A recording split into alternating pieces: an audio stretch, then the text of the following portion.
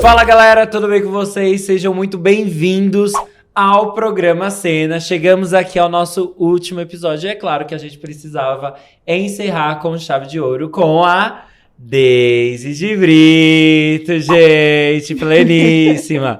Bom, é claro que eu vou fazer uma apresentação breve da nossa convidada, que é baiana de Salvador, nordeste do Brasil, nascida e criada em Engenho Velho de Brotas, residente em São Paulo há 15 anos, namoradeira de quadril e artista da dança e do teatro, educadora e autora do livro didático Artes Cênicas, graduada em teatro pela Universidade Federal da Bahia, na UFBA, né? Formada pela Escola de Dança da Fundação Cultural do Estado da Bahia, mestra em artes pela Escola de Comunicação e Artes da USP e doutora em artes pelo Instituto de Artes da Unesp.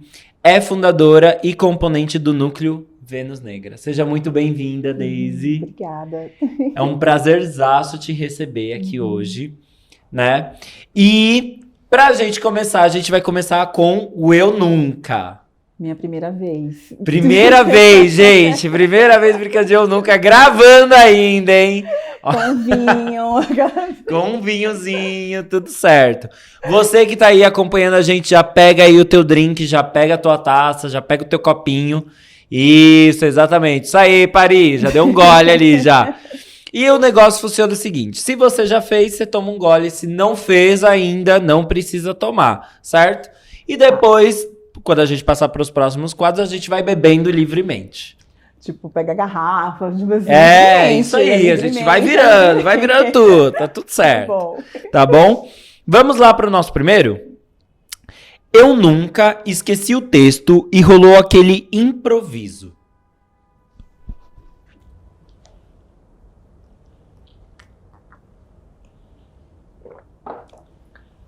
Fina, gente. Próximo. Eu nunca dei uma crise de riso em cena. Impossível comigo. Eu também. Tem uma hora aqui, ó, na última entrevista aqui, ó, que eu, ó... Não, quem me conhece, trabalha comigo, sabe que... Vai direto. Muito bom. Eu nunca escorreguei em cena. Já foi entrar, vai... Escorregou assim, beijou o palco um pouco? Namorei praticamente, né, com o palco.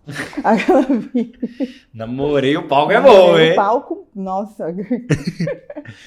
Eu nunca me diverti em um job. Você foi fazer um trabalho e o trabalho foi mais divertido do que você imaginou. Ah, foi divertido, muitos, assim. Graças aos deuses, né? Exatamente. Estamos aqui para isso. Deuses e deusas. Ó, já estamos abrindo os caminhos. Nossa, a gente já bebeu tudo isso, meu Deus! Já. A gente vai descer o copo, tá tudo certo. Eu nunca fui questionada pelo meu potencial.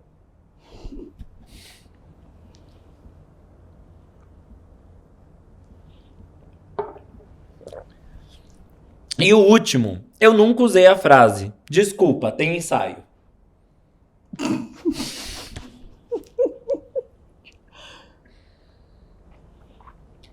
Arrasou, Deise. Inclusive, gente, a ideia inicial é essa, embebedar sempre os convidados, porque aí a gente já tem uma conversa, já abriu já os caminhos mais tranquilos, não é, Deise?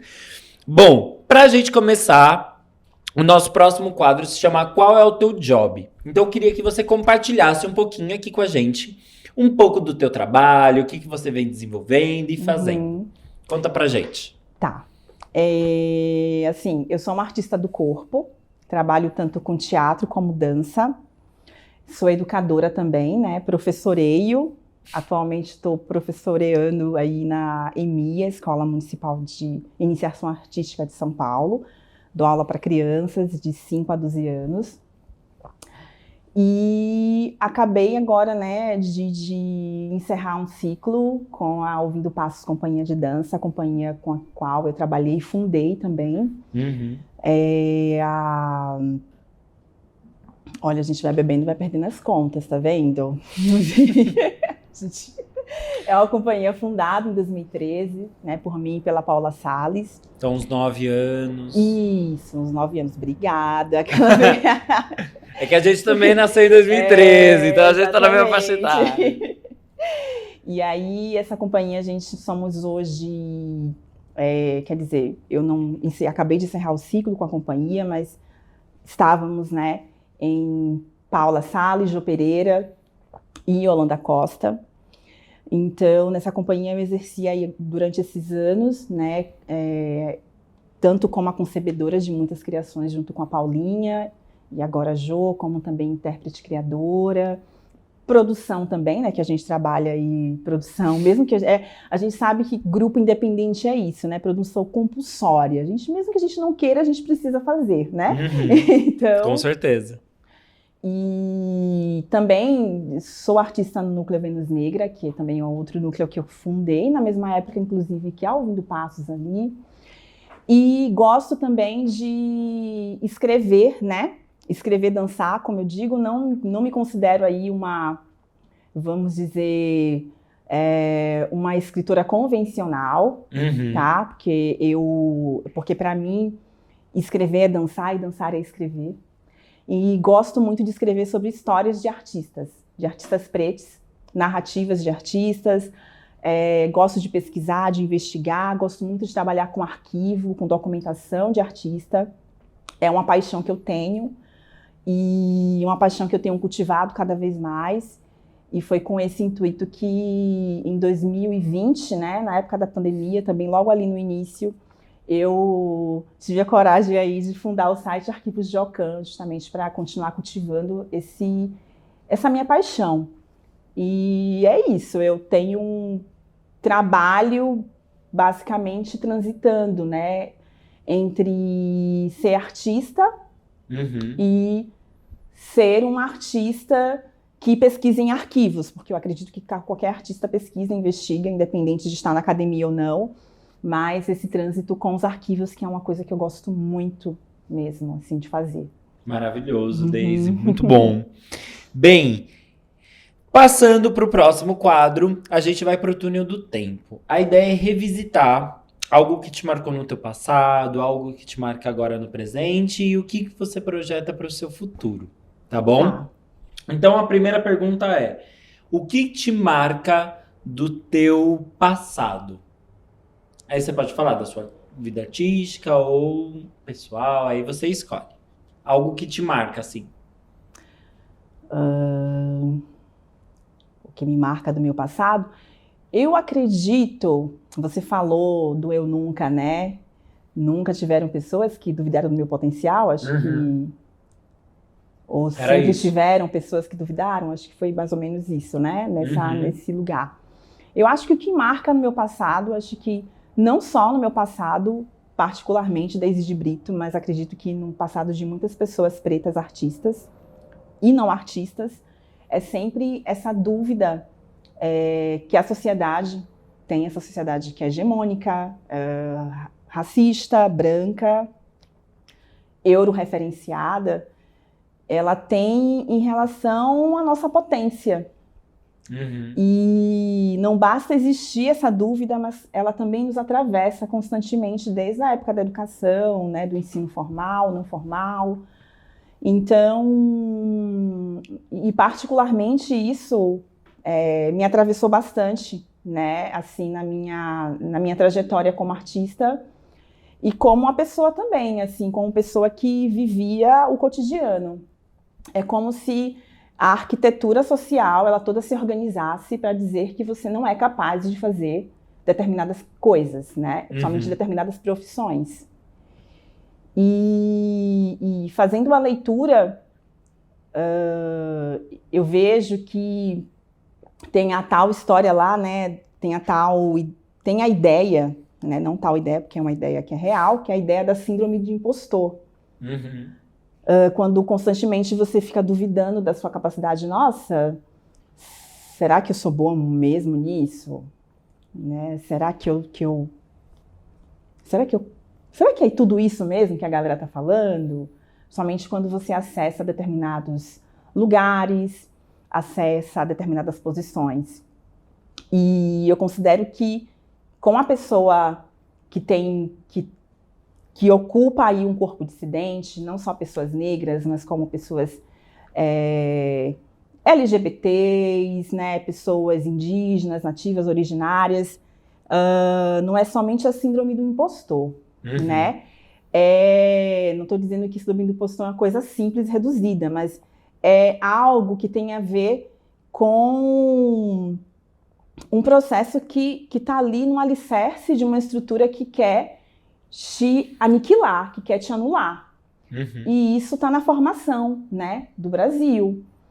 E vai para as escolas, vai para as famílias também, vai para a comunidade onde você nasce, onde você é criada, e atravessa isso de várias maneiras. É óbvio que existe aí projetos, propostas, e aí tem movimentos de resistência, né? Sim.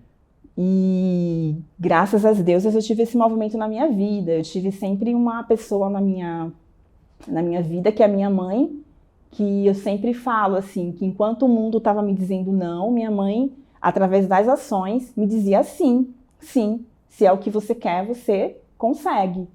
E era não só através do discurso, mas era a forma como ela fazia as coisas, né? A forma como ela nos educava, não só a mim, mas aos meus irmãos também.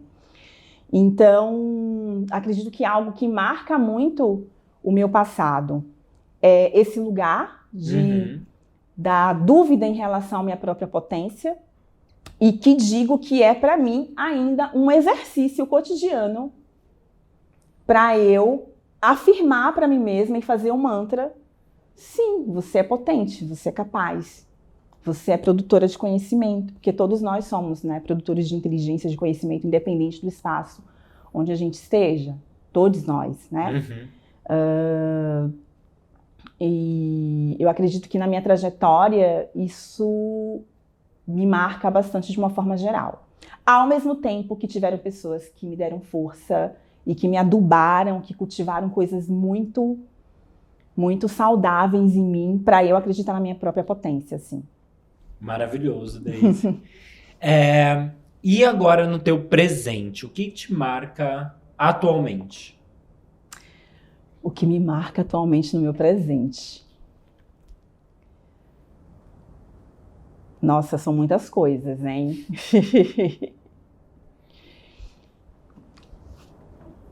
Escolhe uma assim que tá mais em evidência, assim. Eu vou escolher uma que tá mais em evidência, né? Agora, assim.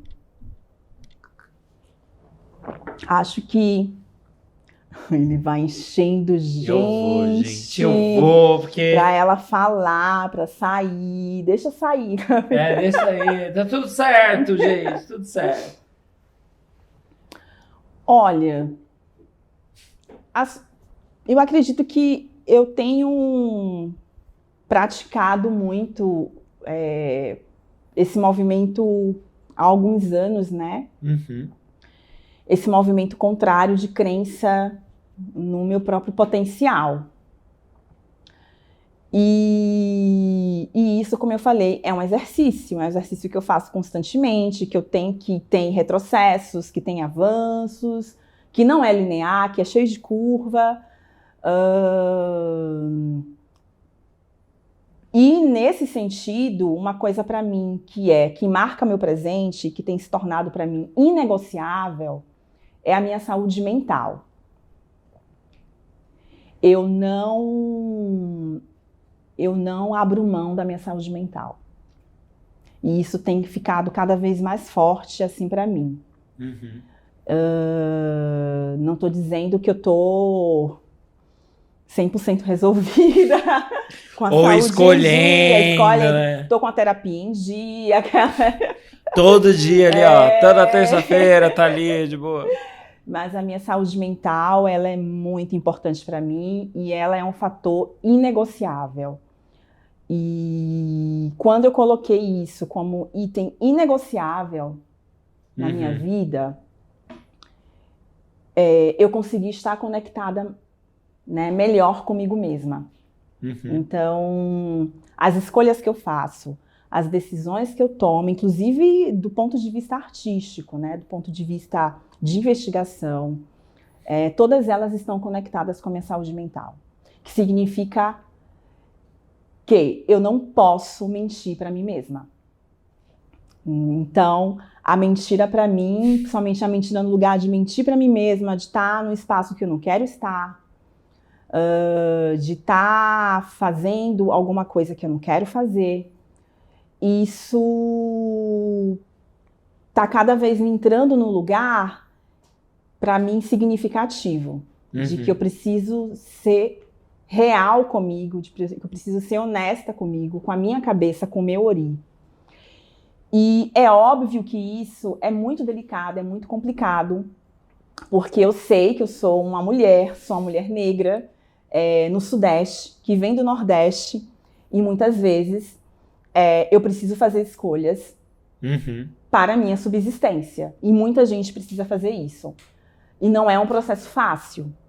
Você ter que fazer escolhas, né? Você ter... tem muita gente que tem o privilégio de conseguir escolher. Eu sei que eu não, assim como eu, muitas outras pessoas não têm esse privilégio.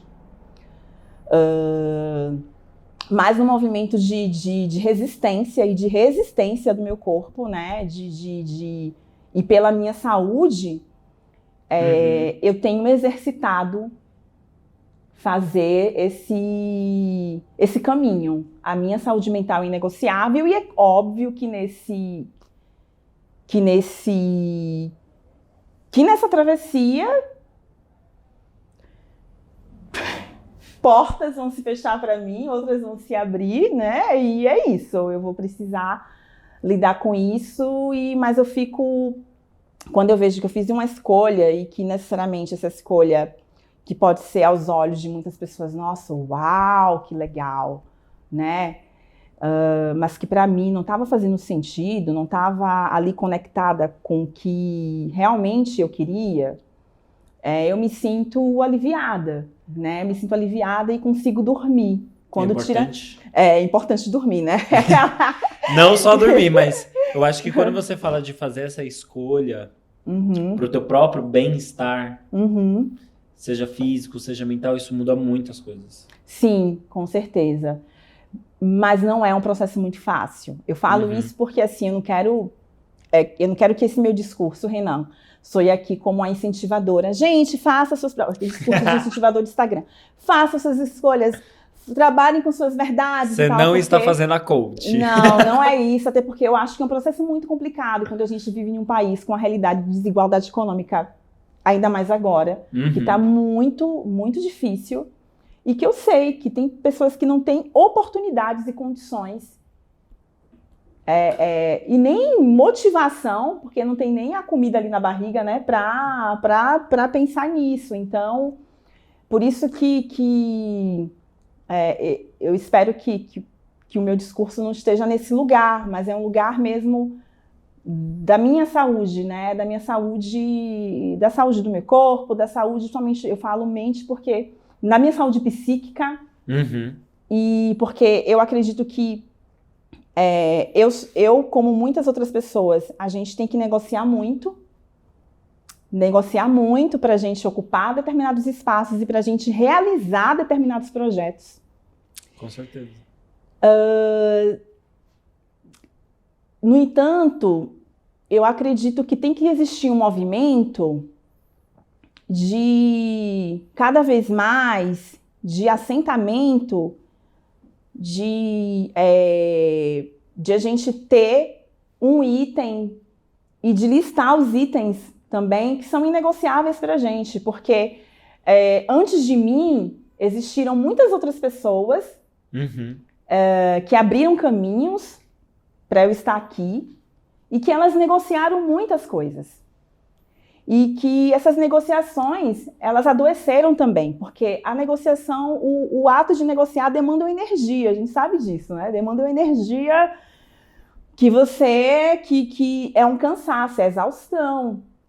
E dependendo do processo, e se você não tem aquilo que é inegociável, muito escuro, aquilo que é inegociável para você, eu acho que chega num lugar do adoecimento que é muito grave. Sim. Principalmente de pessoas de corpos dissidentes, tá? Então, para mim, é extremamente importante minha saúde, minha cabeça e em processo. Não, mas é maravilhoso, eu concordo plenamente. De verdade, assim. E agora, o que a Daisy projeta para o seu futuro? Está cada vez mais conectada com o presente. Esse é o projeto Ou do meu seja, futuro. segue o bonde, gente. Segue o bonde da saúde Acho que minha mental. projeção de futuro é essa. Viver as coisas que eu faço, estar conectada com o presente, estar conectada com as pessoas que eu trabalho, estar conectada afetivamente com as pessoas. É esse meu exercício, minha tentativa de exercício. Não sei dizer pra você se eu sou bem sucedida nele, mas eu tô aí tentando, vamos lá. A gente tá tentando chegar lá, é isso. Tá tentando. Maravilhoso, Daisy. Bom, a gente vai pro nosso próximo quadro, que é o 2 pra lá e 2 pra cá. E aí a gente começa com a pergunta: como que a dança iniciou na sua vida? Olha, Ou o teatro começou primeiro, né? Como é que Tá. foi esse encontro aí com a dança? Certo. A dança, ela inicia na minha vida em casa. A minha família é uma família que meus pais, eles sempre gostaram de dançar. E acho que são minhas primeiras referências, né? Minha mãe e meu pai gostam de dançar não só o samba, mas também, né, o bolero, a seresta. A gente fala lá no Nordeste que é seresta, tá? E então sempre foi um espaço, um ambiente muito dançante, assim. Meu irmão do meio, que também, hoje em dia pensando, ele também foi uma referência porque ele, na adolescência, ali, até mais ou menos uns 20 e poucos anos, ele dançou break. Uhum. E eu via muito ele, né? Ele dançava break e abria as festas. E gostava muito de pagode, né? E do samba também, do samba tradicional da Bahia. O bairro onde eu cresci, né? Nasci e cresci, que é o Engenho Velho de Brotas, é um bairro muito conhecido em Salvador por ter uma efervescência cultural voltada para o samba junino, que está agora retornando depois da pandemia com muita força. Uhum. Então, eu via, né, meu irmão praticar o samba duro, a gente ouvia o samba duro. Então, essa é a minha primeira referência de dança. E eu sempre, desde criança, quis muito fazer teatro. Muito fazer teatro. E aí, minha mãe conseguiu me matricular numa oficina de teatro, quando eu tinha 14 anos. E aí, eu fui seguindo, fazendo cursos. Mas teve uma experiência específica no teatro, que foi o teatro popular, que me apresentou a dança, tá? Profissionalmente. A dança já estava na minha vida, mas me apresentou profissionalmente. Então, aí, a partir daí, eu comecei a estudar a dança numa escola formal, voltar para pesquisa, para pensar numa orientação no nível profissional mesmo. Foi uma companhia onde eu exerci muito isso, foi a Companhia de Teatro Popular Cirandarte, que é uma companhia de teatro de rua, que foi dirigida durante algum tempo pelo Luiz Bandeira, que é um nome do teatro bem importante em Salvador. E eu cheguei nessa oficina do Luiz Bandeira, que foi a partir daí que a gente fundou a Companhia de Teatro Popular, né? Eu cheguei no Luiz Bandeira através de uma outra grande mestra para mim, que é a Taina Andrade, que também que marcou muito o meu passado assim, em relação à arte. E nesse circuito, eu felizmente comecei a ter contato com outras pessoas, né, da dança, a Nadine Nóbrega, que também é uma mestra bem importante para mim, a Roquidélia Santos, né, que é minha professora de dança afro. Aliás, a dança no profissional eu acesso, né, e sou ocupada pelas danças de matrizes afro-referenciadas ou danças populares negras de Salvador, da Bahia, né? Então, foi esse processo. Leda Ornelas também foi uma grande mestra, também para mim é uma grande mestra. Essas pessoas ainda estão vivas. Então, foi assim que eu comecei na dança. Na dança profissional. Foi o teatro que me iniciou. Eu digo que foi sempre o teatro de rua que me iniciou. E o teatro de rua, assim, eu sempre falo, foi minha primeira universidade. E é uma baita aula, né? É uma baita aula sobre tudo. Sobre corpo, sobre produção, sobre perrengue, sobre política, sobre improvisação. Sobre improvisação. Então, eu sou muito grata e muito feliz por ter passado por essa escola. Assim. Para mim é de extrema importância sempre citar o teatro de rua, porque apesar de eu não estar atuando no teatro de rua atualmente, né, tem alguns anos que eu estou bem distante, eu sinto que muitas experiências que eu tenho agora, inclusive eu uso artisticamente, eu uso na sala de aula, foi o teatro de rua que me apresentou. Nossa, então, eu sou muito grata, assim, muito grata a todas as pessoas que eu conheci, meus colegas da Companhia de Teatro Popular Cirandarte. Então, para mim, foi fundamental na minha vida. Maravilhoso, Daisy. E aí eu fiquei pensando, assim, né, olhando lá, tudo analisando, tem um momento que você vem, né, você tá aqui em São Paulo já há 15 anos, é bastante tempo, mas dentro da sua trajetória, né, nesse desenvolvimento, né, de Salvador, São Paulo tá muito marcado, assim. E a gente sabe que tanto São Paulo, assim como Rio de Janeiro, são muito privilegiados na questão das políticas de incentivo. São Paulo até mais do que os outros estados, né, do Brasil. E aí eu queria saber, assim, como são realizadas essas ações de incentivo à cultura lá em Salvador? Certo. Eu vou responder a partir de uma experiência que eu não sei se é a realidade de agora. Eu sempre volto a Salvador anualmente, né, 2 vezes, né, ao ano para visitar minha família. Mas artisticamente eu não tenho vivido a realidade lá. Sim. Mas uma coisa que eu sempre penso é que, assim, eu sempre penso que todos nós estamos envolvidos numa grande teia, né?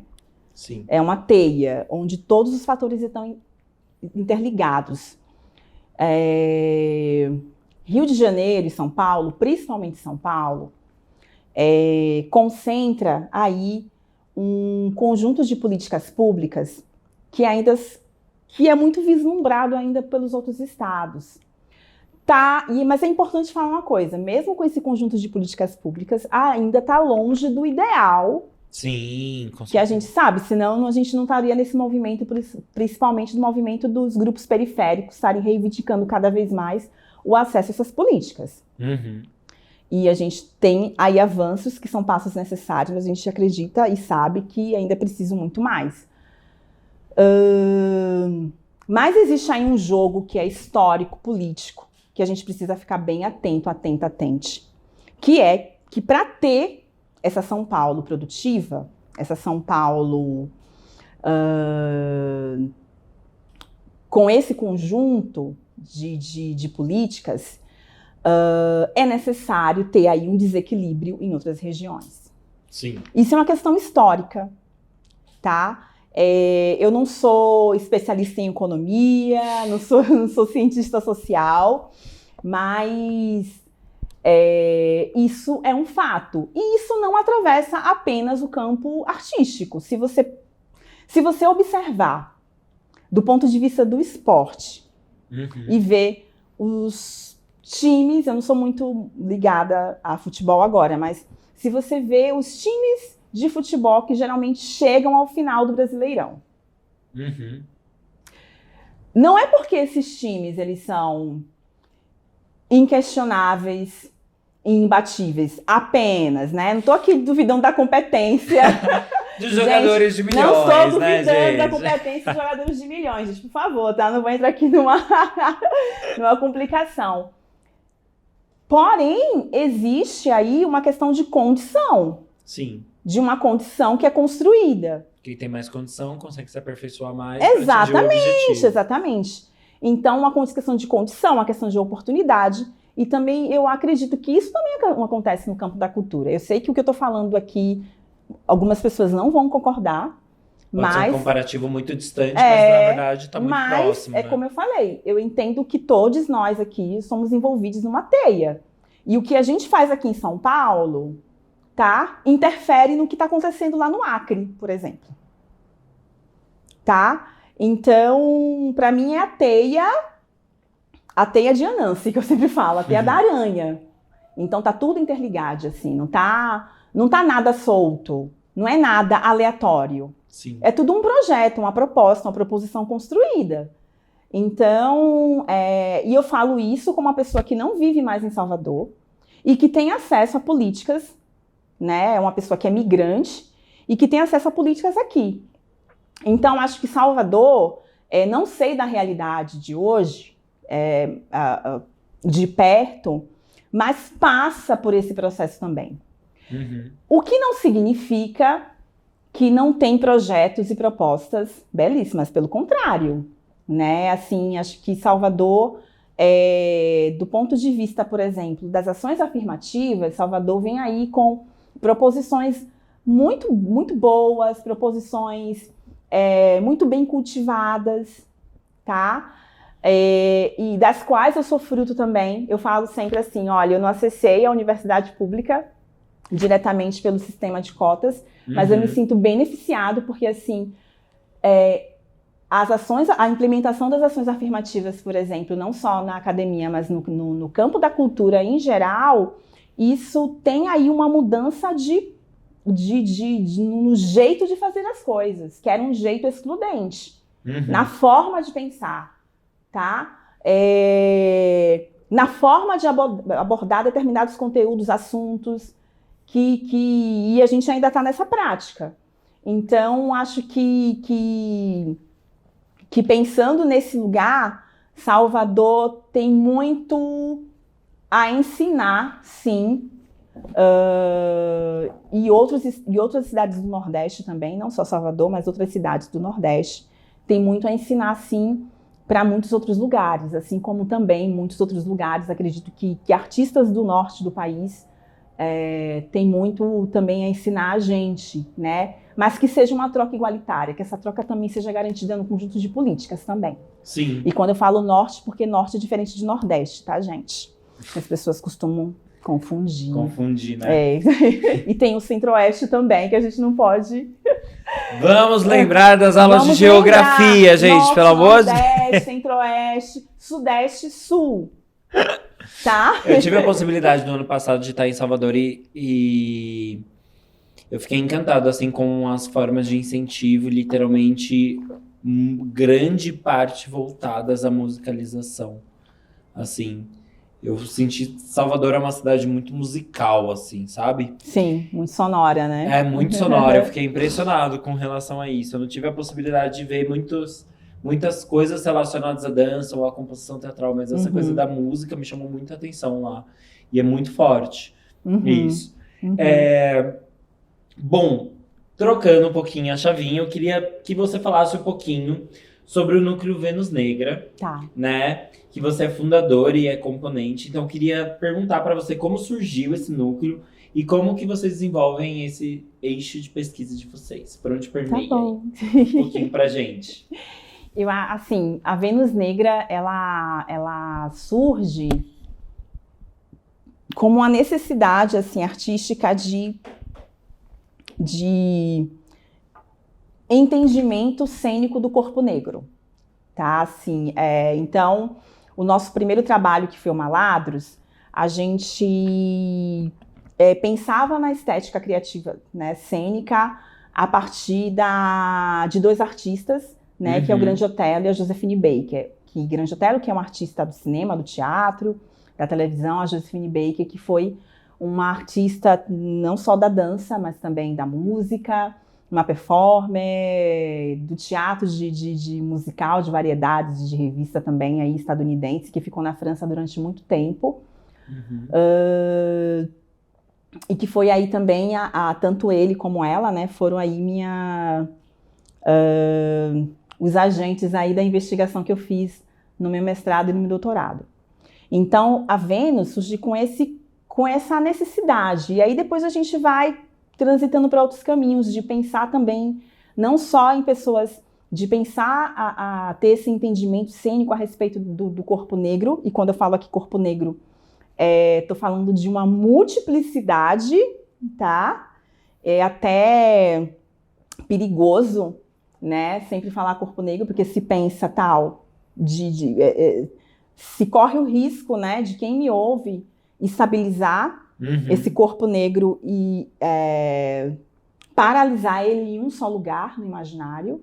Então, quando eu falo aqui corpo negro, eu tô falando de uma multiplicidade de possibilidades de ser, de corpos, de produzir, de conhecer, exatamente, cisgênero, não cisgênero, entendeu?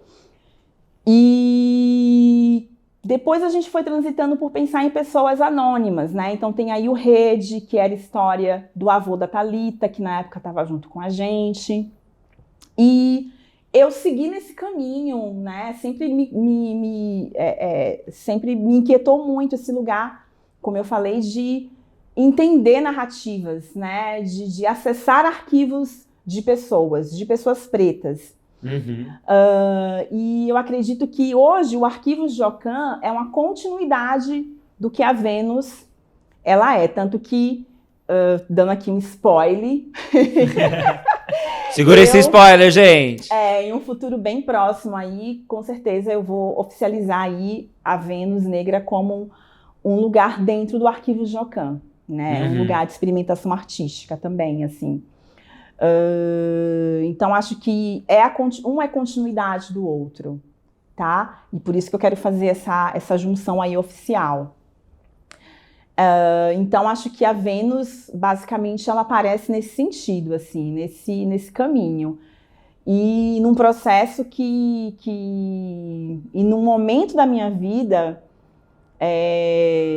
no qual eu precisava muito, tá? Falando do ponto de vista pessoal. Tanto que eu acho que nesse momento que a Vênus aparece, eu estava assim, precisando muito colocar muitas coisas para o mundo, parir muitas coisas, gestar muitas coisas, dançar muitas coisas. Estava um momento muito conturbado, né? Foi 2012, inclusive, né? 2012, a partir de 2012, isso. E...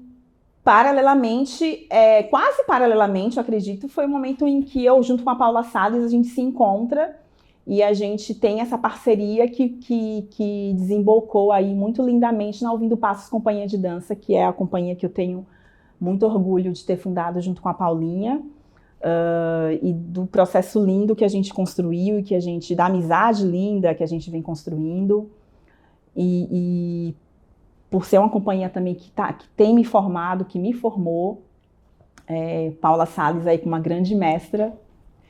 Então, assim, nesse momento de efervescência, de turbilhão de ideias. Então, aparecem aí essas duas companhias, né? Então, para mim, foi de extrema importância. Muito bom, Daisy. No ano de 2019, você recebeu o prêmio Denilton Gomes, né, na categoria Olhares para Estéticas Negras e de Gênero na Dança. Eu tenho percebido que cada vez mais esse eixo temático ele tem ganhado cada vez mais espaço, né? As pessoas têm olhado mais para as questões das estéticas das danças negras. Isso emplaca em muitas discussões, inclusive até mesmo nas danças urbanas. Sim. Né? Mas ainda tem muitos desafios para que esse diálogo exista de um modo que seja em alguns espaços, né? Que seja, de fato, uma política afirmativa de diálogo, que não seja um lugar só de inclusão, ou que não seja um lugar, tipo, eu vou colocar uma pessoa preta no meu projeto, ou vou colocar uma pessoa preta, tal, tal. Como se fosse um lugar de objeto. E esse corpo, ele não é um objeto, a gente sabe muito bem disso, né? E aí eu queria te perguntar, quais estratégias você acha que seriam interessantes para a gente ampliar de fato esse debate sobre as danças negras? Ai! É desafiadora essa pergunta, eu sei. Não é tão simples, e a pessoa, né, com vinho. Só com vinho, vai falar assim, olha, seguinte, Toma gente. vinho, gente, essa é a estratégia. A galera tô brincando.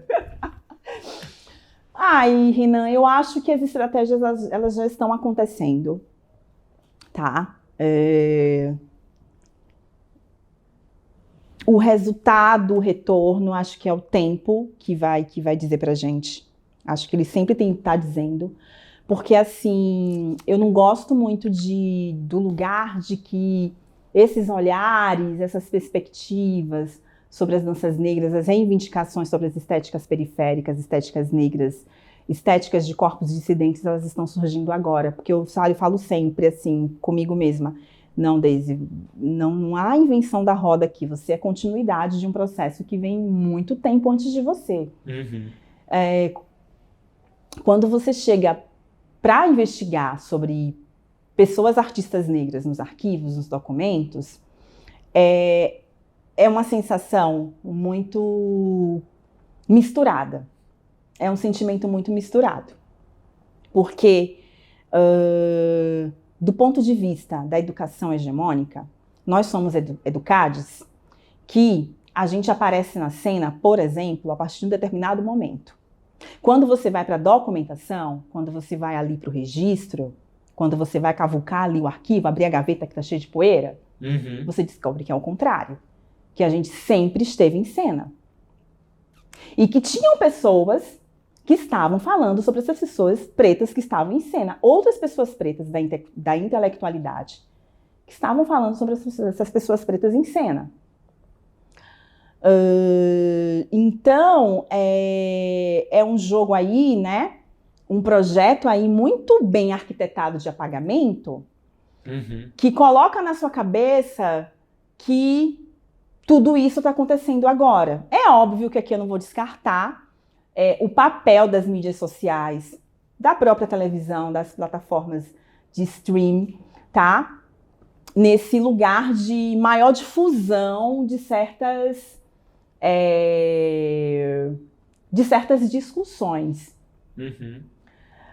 Só que ainda eu gosto sempre de reforçar. Eu sou, por exemplo, somos continuidade de estratégias, tá? Somos continuidade de estratégias e a gente está vivendo essas estratégias. A gente está, e cada uma vivendo e acionando estratégias de acordo com aquilo que acredita, de acordo com aquilo que acha que se pode negociar, de acordo com aquilo que acha que não se pode negociar. Então, não penso em uma estratégia única, tá? Porque como se eu acredito que os corpos negros e as pessoas negras, elas são múltiplas, as estratégias também vão ser múltiplas. Com certeza. Então, a gente precisa olhar também para esse lugar das multiplicidades. E respeitar, inclusive, que é uma prática, né, que a gente sabe que não é uma prática descomplicada.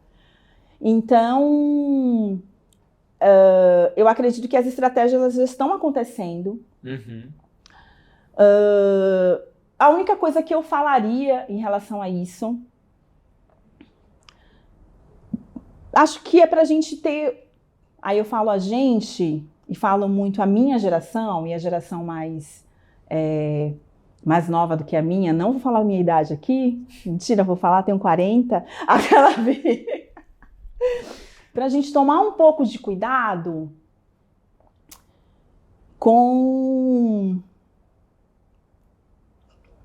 uma certa arrogância que esse tempo imediatista e que, aparentemente, esses possíveis acessos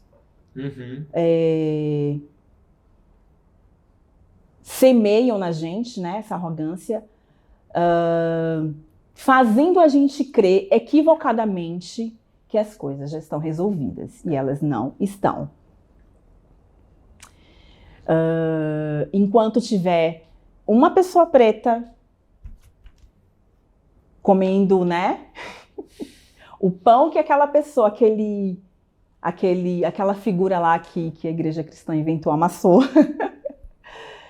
Enquanto tiver uma pessoa trans, tá, ainda tendo que reivindicar pela própria vida, uma pessoa artista trans tendo que ainda reivindicar para estar exercendo com dignidade a sua profissão, as coisas não estarão resolvidas, tá? Então, assim, eu acho que... E é uma coisa que eu falo para você e tô falando para mim mesma, assim, porque a gente corre o risco sempre de a gente escorregar esse aparente acesso, essa aparente ocupação. E antes dessa ocupação de espaço, é a gente entender essa ocupação de si.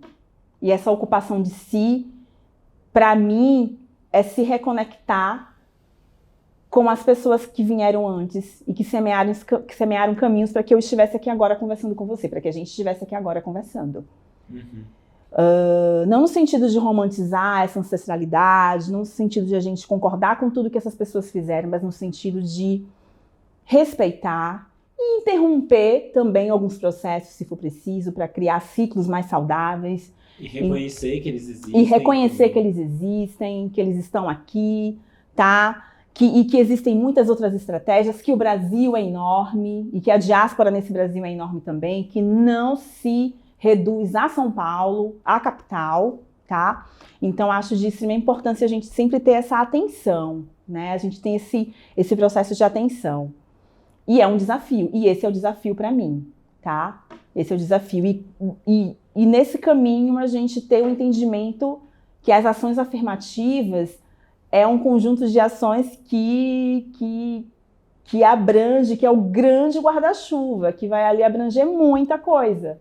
E na arte, especificamente, que vai abranger os modos de produção, tá? Que vai abranger os modos de crítica, os modos de escrita, os modos de acesso, quem acessa, por que acessa e onde acessa. Tá? Então, não sei se eu respondi a pergunta. Respondeu, super. Não, acho que é super legal, assim, da gente pegar e entender mesmo. Esse olhar que é uma estratégia, ela é contínua, né? Ela não é pausada, ela não é parada. Sim, ela está em constante movimento, sim, né? Para que cada vez mais esses lugares sejam ocupados, que essas histórias sejam reconhecidas, respeitadas, interrompidas quando necessárias, né? Cotidiano isso. Sim, sim. E aí eu queria puxando para a nossa penúltima pergunta. Bom, você também desenvolve pesquisas, né, referente a artistas negros, né, como você falou, que eu acho que é muito importante, que foi a gente estava comentando aqui logo no começo, que foi o Arquivos de Ocã, e aí você já falou um pouquinho, né, que transita entre reunir esses registros de variados tipos. Tô dando aqui uma lida, tá, gente? Mas tá tudo aqui. Reunir esses registros de variados tipos escritos acerca das produções artísticas, seja de grupos de pesquisadores, companhias, né, negros, com olhares acerca das obras cênicas. E isso acaba estimulando, lendo alguns textos, faz a gente refletir um pouco com relação às discussões a respeito das soluções artísticas, desses diversos enquadramentos assim que a gente encontra, né? Principalmente sobre pensar sobre esses artistas da diáspora negra, né, entre outros aspectos. Eu queria que você comentasse um pouco mais profundamente assim sobre o Arquivos de Ocã, para quem quiser acessar, como que faz para acessar, né? Porque eu acho que isso é super importante, eu acho que é algo que tem que ser divulgado, né? Bastante, porque é de fato algo muito interessante assim que a gente precisa aprofundar assim. Comenta aí com a gente, por favor. Maravilhoso. O Arquivos de Ocã, ele nasce dessa continuidade aí da Vênus, né? Como eu falei, que acho que é uma continuidade do outro. E principalmente também com esse processo, principalmente intenso, que eu tive no doutoramento, do contato com os arquivos, em especial nos Estados Unidos, eu fiz parte do meu doutoramento lá. E eles têm uma outra relação de política de Estado, né, com os arquivos, com a memória. É uma relação onde se cria, assim, determinadas condições para que você tenha ali uma política da memória que seja desenvolvida e adubada. para a luz ou para a sombra, tudo que ela vê, né? Então, assim, então vem muito desse processo, né? Com do doutoramento, eu acho que a necessidade de ter o arquivo Jocan, de criar o arquivo Jocan, é muito dessa experiência lá, tá? Misturada com muitas outras coisas da minha vida e com muitas vontades. Muitas vontades de escrever sobre pessoas, que de uma certa forma, vou falar o que de uma certa forma está escrito no site, que penetraram ali no meu Ocan, coração, né? Ocan significa coração em Yorubá, que me deixaram, que me tiraram do chão de alguma forma, no sentido de me proporcionar uma experiência sensitiva no momento determinado que eu assisti algum trabalho, ou numa determinada conversa em roda, né? Então, surge dessa necessidade. E é uma lista, assim, tem uma seção que é Escritas de Ocan, onde eu escrevo sobre alguns artistas, algumas artistas, e um coletivo também, que é o Calcânios, né? Sim, que foi o primeiro texto que eu escrevi, foi o texto que abriu aí a Escritas de Ocan. Justamente quando eu fui assistir o Filhos da Porra Toda. Maravilhoso também, né? gente. Que foi pra mim, que foi esse momento sensitivo que... e aí depois você volta. E sobre conversas com pessoas com quem eu trabalhei, momentos assim da pessoa, que a pessoa fala uma coisa, eu falo, uau! Né? Então, assim, por exemplo, dando um outro spoiler, a próxima escrita de Ocan vai ser sobre a Paula Salles, a Paulinha. E tem um momento de uma roda de conversa em uma determinada atividade que ela estava fazendo, que teve um momento que ela falou sobre a paixão para ela, né? A paixão pela dança que ela tinha, que ela tem. E para quem conhece a Paula, ela é muito apaixonada pelo que ela faz, e muito apaixonada pela dança, assim. E aí, quando ela falou da dança e se emocionou com aquilo, foi aquele momento que, uau! E me trouxe, entendeu? Então, são pessoas, artistas que trabalharam comigo ou não, ou que eu convivi como professora, que me tiraram, que me deram essa sensação, que me proporcionaram essa sensação em algum momento.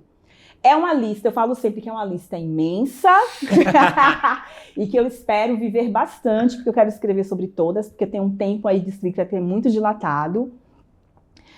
E esse processo, né? Acho que a escrita de Ocan vem como abre-alas. Depois vem somando-se outros projetos. Escrever sobre espetáculos de artistas pretos, aí eu convido também pessoas para contribuir com o site comigo, que é a Mainá Santana, o Joe Carvalho, tem a Lucimar Santana que faz a revisão técnica, tem a Marina Clautal que faz todo o designer. É uma equipe muito, muito boa, assim, que eu tenho muito orgulho de ter. E o meu desejo, né, é cada vez mais cultivar arquivos e histórias sobre arquivos de pessoas pretas, né? Independente da estética, artistas pretos das artes cênicas. Independente da estética, da escolha estética ou das matrizes com que elas trabalham, tá? Eu não estou interessada em escrever sobre um artista preto exclusivamente porque ele trabalha, por exemplo, com uma estética afro-referenciada. Mas, por exemplo, se for um artista preto que trabalha com um teatro brechtiano, por exemplo, me interessa também. Eu quero saber, me interessam os arquivos dessa pessoa. Porque é uma coisa que mais me encanta nesse trabalho do Arquivo de Ocan, é que realmente o maior arquivo é o corpo. E que o corpo, ele vai dizer muito. E que a gente tem acesso, e quando eu converso, né, com as pessoas nas entrevistas, que tem esse momento das escritas de Ocan, né, que eu converso com as pessoas para escrever, quando eu converso com elas, quando eu tenho esse momento da entrevista e tudo que eu sei dela é apenas 10% do que ela é, e isso é maravilhoso. Sim. E me fascina esse lugar de transitar entre o que é ficcional, que aquela pessoa traz como informação que é real, e ao mesmo tempo inventar, desinventar a partir dessa ficção, a partir do momento, a partir do encontro com ela. Porque eu considero que, aliás, a partir de muitas referências, né, como Leda Maria Martins, Saloma Salomão, que são pessoas que estudam, por exemplo, musicalidades, teatralidades pretas, e a pessoa negra também em cena, eu considero assim, que a partir delas, referenciada nelas, eu acredito que existe aí nessa travessia, né, nessa diáspora, as nossas histórias, elas estão fragmentadas. Sim. Elas são fragmentadas, isso é um fato, tá? Então, eu gosto de dizer que entre esses fragmentos, os quais eu tenho acesso, eu invento. Eu invento outras narrativas. Então, isso para mim é o que me fascina. E invento também um jeito de pensar arquivo, né? Que seja cada vez mais despreenchido aí de colonialidades. Esse é o meu objetivo. E pensar arquivo também numa lógica cênica, numa lógica prete-diaspórica, considerando que esse prete-diaspórico é muitos, né? São muitos, são muitas vertentes. São muitas vertentes. E quem quiser, assim, acessar o Arquivo Jocan, é lá arquivosjocan.com.br, vocês estão convidados, tá bom? Para ler e para escrever depois, para dar retorno, feedback, fiquem à vontade. Arrasou, Daisy. E deixa eu te perguntar uma coisa. Tem convites para o segundo semestre? Como estamos? Vamos lá, gente. É que a pessoa também aqui não para, né? Então, às vezes, vai surgindo, né? Vai surgindo. Olha... Então, a gente já tem um aqui já, que é o Arquivo Jocan, que você pode pegar e acessar o site. Gente, é só digitar mesmo Arquivo Jocan também no Google, mas a gente vai deixar aqui na descrição do vídeo. Sim, por favor. Assim, o Arquivo Jocan, especificamente, tem duas publicações que vão sair agora, nesse segundo semestre, com fé nas deusas, que é um trajeto apreciativo a respeito de 3 festivais que aconteceram ano passado. Esse aí eu vou segurar um pouquinho o mistério para vocês depois irem ler, tá bom? Que eu vou fazer escrever um trajeto de apreciação a respeito desses 3 festivais, que era para ter saído ano passado, mas... E a escrita de Ocã, acerca de Paula Salles, tá? Que era para ter sido escrita em 2021. Ano passado. Ano passado, né? Início do ano passado, inclusive. Mas tem isso também. Acho que o Arquivo de Jocan, voltando para ele, tem um lugar da dilatação do tempo que eu me permito, que para mim é bastante importante, tá? Para não ficar subserviente a esse tempo imediatista das redes. Então, eu me dou esse tempo. Ou entrar tá? num eixo de produção sistemático que não gera... Isso, exatamente. Então, assim, é difícil fazer isso, porque às vezes, puxa, que eu não lancei ainda, ficou aquilo, não, mas respira, tem tempo, é o tempo da escrita, é o tempo da dança, né, é o tempo... Então, eu tenho cada vez mais respeitado esse tempo, tá? Então, tem essas 2 publicações que vão sair agora no segundo semestre. Tem o trabalho da Ouvindo Passos, que, como eu falei, estou encerrando o ciclo agora na companhia, a qual eu queria aqui deixar um agradecimento. Agradeço isso sempre, né, para minhas companheiras, mas queria deixar um agradecimento de vida, assim, sempre, por tudo que eu aprendi e por ter me permitido também cruzar com tantos caminhos bonitos e a gente poder ter construído tantas belezas. Então, um abraço especial aí para Paula Salles, para Jô Pereira, para Iô Costa, para o Jô Carvalho também, que está com a gente na produção, trabalhando. Então, assim, agradeço imensamente e saio muito feliz por tudo que a gente construiu, tá? Então, convido aí a continuar acompanhando o trabalho das manas, tá Ouvindo Passos, o solo da Paula, Fé, tá um solo lindíssimo, qual tive prazer de trabalhar também. Tem os grupos que eu estou provocando, que eu estou trabalhando como provocadora cênica. Tem o Núcleo Falas, com a Cissa Coutinho, né, que é matrigestado pela Cissa Coutinho. Tem o Coletivo Calcânios, que vai estrear também acho que é essa semana, né, no Sesc Pompeia, se não me engano. Tem o Grupo Meio também, que eu estou fazendo provocação cênica. Tem o AG1 também, que eu já fiz a provocação do AG1. Aliás, eu agradeço muito ao AG1, porque foi o AG1 que cultivou essa ideia de provocação para mim. O Desterro Coletivo também, que acredito que é no segundo semestre aí que se inicia. Não sei se no segundo ou início do 2023. Será que eu estou esquecendo de alguém? Só tem o que você não falou, o artista Biratã. O Biratã maravilhoso.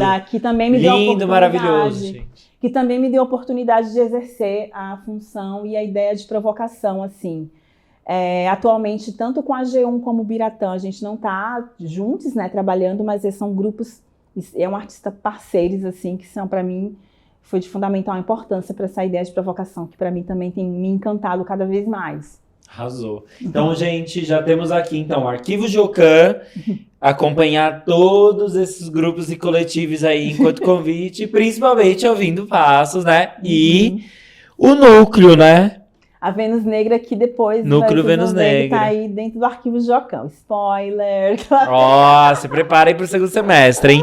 Bom, pra gente ir pro nosso penúltimo quadro, estamos encerrando já aqui nosso último cena. Vamos para o jogo rápido. Então vai ser o seguinte, eu vou te falar uma palavra, você vai me responder a primeira coisa que vier na sua cabeça. Pode beber, ó. Calma. Zeramos! Gente... Ó. Se minha mãe assistir isso, ela vai dizer, menina, você bebeu a garrafa inteira. E ó que é copinho de cachaça, hein, gente? Não é taça. Meu pai, minha mãe, ela veio... Vamos lá. Então lembrando, tá? Não vale pensar e responder a primeira coisa que vier, tá? Tá bom, vamos lá. Vamos lá. Corpo. Casa. Urbano. Gosto. Geração. Todas. Dança. Cura. Continuidade. Hoje, não ontem, vale pensar. Sempre. Hoje, ontem, sempre. Ancestralidade. Meu chão. História. Todas. Você. Minha mãe. Muito bom, Deise. E pra gente encerrar, a gente vai para o nosso último tópico, que é o corpo. Ele é a nossa maneira de se comunicar, é a nossa voz, né? Na dança a gente pode utilizar a voz quando a gente quiser para desenvolver, mas o corpo é como a gente se comunica por meio da dança. Então, eu queria te perguntar, o que você gostaria de dizer para o mundo que ainda não foi dito e que ainda precisa ser reforçado, lembrado, para que seja ouvido? Que ainda não foi dito? Ou que já foi e a gente fala assim, gente, vamos lembrar disso! Tá. Para as pessoas pretas, assim, acho que reforçar o que já se vem dizendo, inclusive nas gerações anteriores à minha. A gente sempre esteve em cena, a gente nunca saiu de cena, a gente sempre esteve trabalhando, a gente sempre esteve labutando, e tô aqui falando de pessoas pretas cisgêneras, não cisgêneras, tá? Então a gente sempre esteve em cena. Apagamento é um projeto, só que existem os arquivos, tá?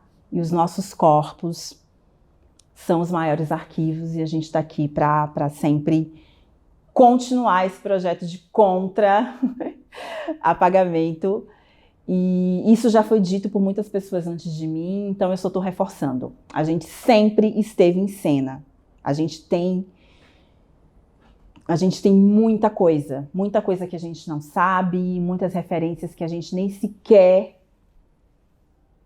tem ideia, em outros lugares do país, em outros lugares do mundo, da diáspora.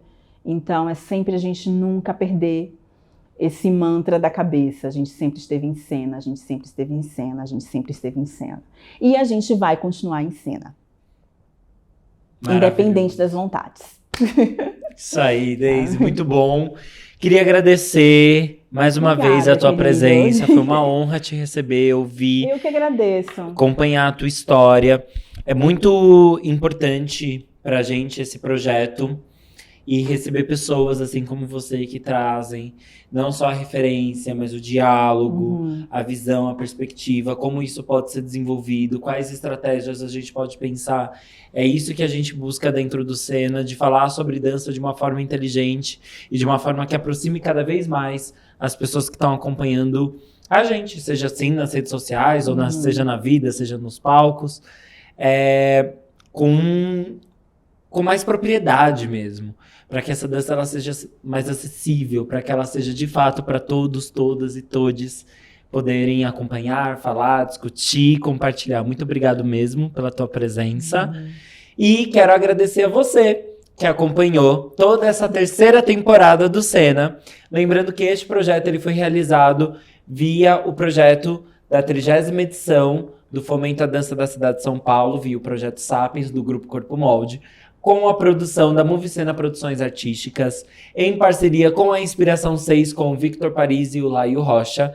Dentro desse processo também a realização é do Grupo Corpo Molde, Cooperativa Paulista de Dança, Secretaria Municipal de Cultura, Prefeitura de São Paulo. Agradeço a você, convido tanto a Daisy, tanto a vocês que estão aqui acompanhando, a assistirem as outras lives que estão disponíveis aqui no nosso canal do YouTube, no nosso Instagram e no Facebook. E todos os links de indicação dos grupos que a Daisy passou pra gente, do site também, Arquivos de Ocã, vai estar lá disponível para vocês. Muito obrigado pela participação de vocês. Um grande beijo. Axé, gente. Obrigada. E até mais. Muito obrigado, gente. Valeu!